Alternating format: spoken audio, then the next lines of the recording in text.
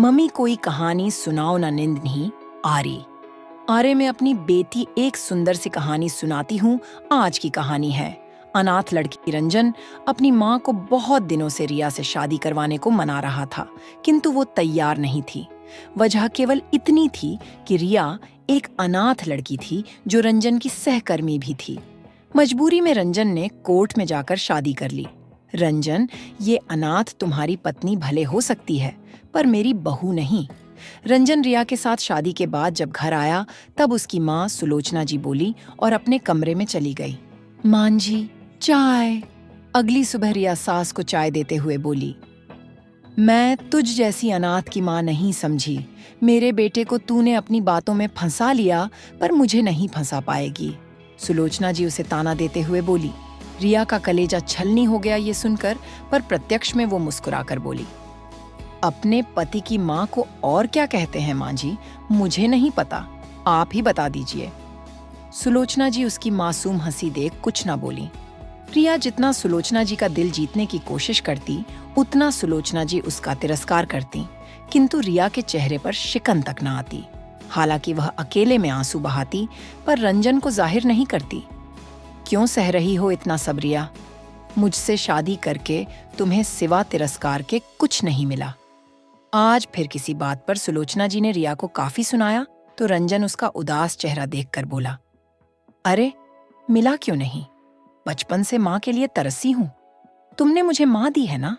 School में जब बच्चों की मम्मी आती थी तो मैं अनाथ उन्हें देख ईश्वर से शिकायत करती थी। ईश्वर ने देखो मुझे सास के रूप में माँ दे दी। रिया मुस्कुराकर बोली, किसे बहला रही हो रिया? तुम भी जानती हो माँ तुम्हें बहू तो क्या इंसान तक नहीं समझती। हमेशा तो अपने तानों से तुम्हारा कलेजा छलनी करती रहती है। तुम्हें क्या लगता है तुम मुझे नहीं बताती हो तो मुझे पता नहीं है? रंजन बोला। रंजन, मुझे माँ की बहू नहीं, बेटी बनना है। इसलिए वो मुझे कितना सुनाए, कितना मेरा कलेजा छलनी करें, मैं उफ नहीं करूंगी, क्योंकि इस अनाथ को माँ चाहिए और तुम हम माँ बेटी के बीच मत आया करो।